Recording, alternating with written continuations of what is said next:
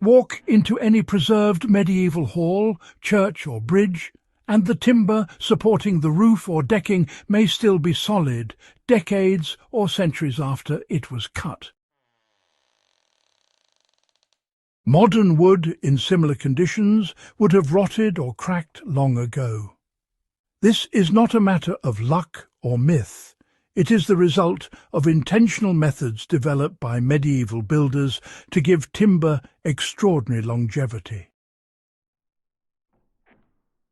Understanding these methods transforms how we see wood, not as a fragile material to be thrown away after a decade, but as a resilient resource that can last generations.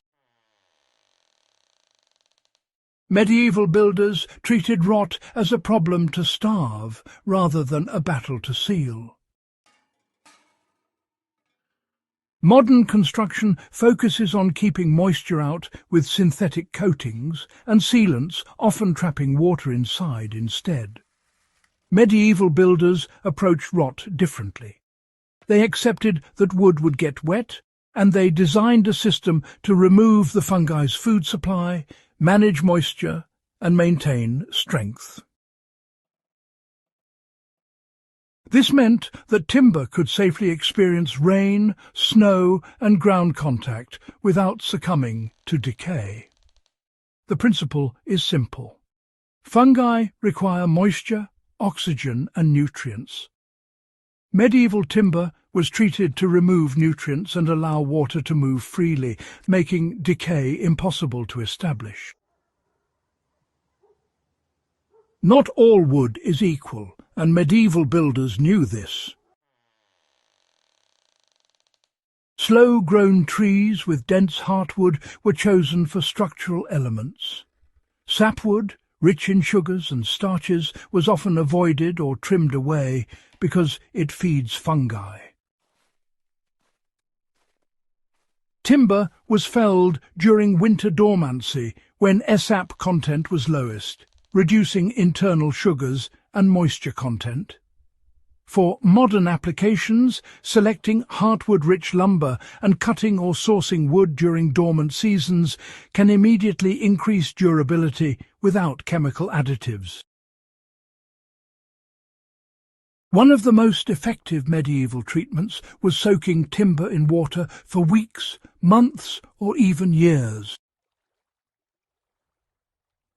Rivers, ponds, and tidal zones were used to flush out sugars and starches while cold water slowed microbial activity. Timber, prepared this way, became naturally resistant to rot and insects long before any other treatment. Modern builders can apply this principle by soaking posts or beams before slowly drying them, especially for wood in direct contact with soil or exposed to weather. This practice can, dramatically increase lifespan. After soaking, timber was dried slowly under cover with airflow. This step could take months or even years. Slow drying prevented internal stress and allowed fibers to compress evenly, increasing density and toughness. By contrast, modern kiln drying removes moisture quickly, leaving wood stressed and well prone to cracking and rot once exposed to the elements. Air-dried timber is still one of the most resilient materials available, capable of handling repeated wetting and drying cycles. Medieval builders often exposed timber to controlled heat or surface charring. Light charring killed surface organisms, hardened fibers, and reduced moisture uptake. This step made subsequent protective treatments like oils or tars bond more effectively.